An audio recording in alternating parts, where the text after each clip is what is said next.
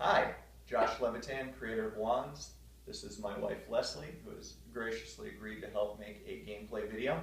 We're going to play through a few hands of Wands to give you an idea of how the game plays. It's pretty quick, easy to pick up. We're going to start out here. I've got some prototype cards made up. These are not what the final printing is going to look like, but a good tool for game design and testing it out. I used to have a bunch of cards with paper pasted on them on a regular deck, and that was kind of a pain to deal with. So you can see our lovely Wands card back here, and then just regular white deck text on the front, but it works for prototyping and play testing and all of that. Goal of Wands is very simple. 2 or more players, each person is a wizard or a witch. You start with 10 life points. You try and get your opponent to 0 by playing spells at them. So we'll get started. I'm going to deal out 7 cards to each player.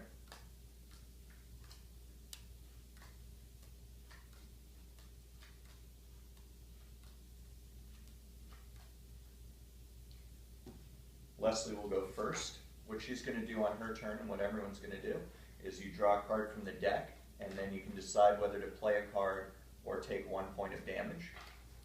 There are some times when you might want to do that because your card isn't immediately useful or might be more useful later. My turn? It is your turn. Did you draw a card? You have 8. 1, 2, 3, 4, 5, 6, 7, 8. Yep. Perfect. Okay. All right. Now Leslie has played a spell. There are 3 kinds of cards here. There are blasts, which are the easiest to deal with. Those are cards that an opponent cannot counter. Those are basically like the skip and reverse cards in Uno, but they have an attack component to them as well. Then there are spell cards, which on your turn you can cast, and there are counterspell cards, which players can play in response to a spell or a counterspell. And counterspells do things like dispel something, shift the effects, or add on to the effects of a card. So Leslie has played spell, hit next player for 2 points of damage. Now I should point out that these are not production names of cards. If you watch a Kickstarter video or looked at the art, you'll see they have fancy names like Eldritch Flames and Conjured Clones. This card will not just be called hit next player for 2 points of damage, but this is a prototype deck. So she is going to hit me for 2 points of damage. If I don't do anything, I'll take that damage.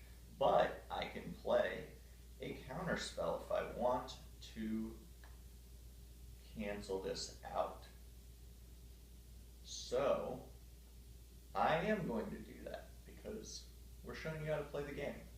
So I'm going to play my counter spell. Add on the original spell effect again and shift the spell effects to the next player and only to that player. Basically what that's going to do is hit next player for 2 points of damage. Now Leslie's going to get hit for 4 points of damage unless she does something.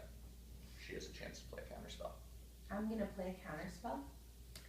So she is playing Dispel, the last spell or counterspell cast, and I am looking to see if I have anything to play in response, and I don't right now. So Leslie shook her fist in victory, because the way we resolve counterspells are they're in kind of last in, first out order. If you've ever played Magic the Gathering, it's kind of the same stack principle. So she has dispelled the last spell or counterspell cast. That is my thing, which would have added the effect on again and shifted it over to her. So that's done with. I get hit for 2 points of damage, and that is Leslie's turn. So we put these in the discard pile here. I'm down to 8 life points. Leslie is at a full 10 life points. All right, I am drawing a card. And what do I want to play? I'm going to play the spell Mirror. So the last spell cast in all resolved effects, meaning if we put some counter spells on it, like I added the effects again, if I hit her for 4 or something like that, occur again in the next player. So, bam, Leslie, you're going to get hit for 2 points of damage unless you want to play a counter spell. I do. Oh man, so she played a counter spell, which shifts the active spell effects and any counter spells over to me. And unfortunately, again, I do not have anything that I can't play or want to play at the moment. So I'm going to get hit for another 2 points. I'm down to 6 points left. As you can see, this game can go very quickly. And that's it for my turn. My turn.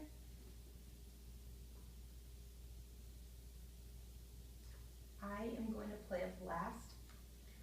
Alright, so this is one of the blasts we were talking about. Reverse order of play and hit previous player for 1 point of damage. So, same thing as in Uno, except I take a point of damage. I'm down to 5.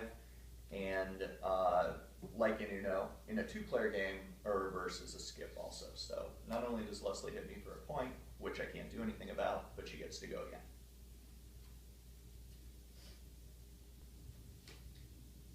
I'm going to play a spell. Alright, hit next player for 2 points of damage, again. And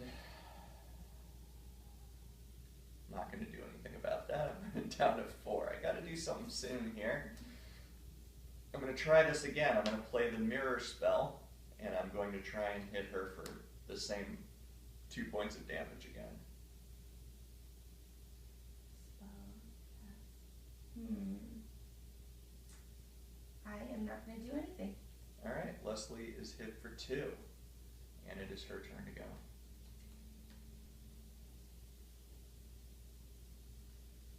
Let's see, I'm going to play this one.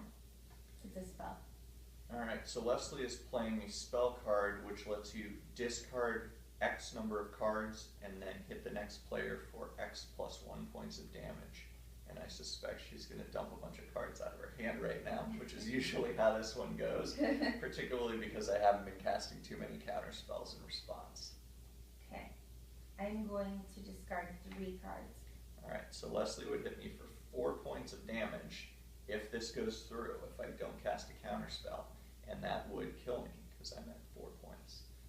So let's see it. 3 cards. Plus the 1 on here. Yep. That is 4 points, and unfortunately I am out of counter spells, so I die. Leslie wins that one. So you can see that's pretty quick. If we didn't explain the way that that was going, that game would take a couple minutes.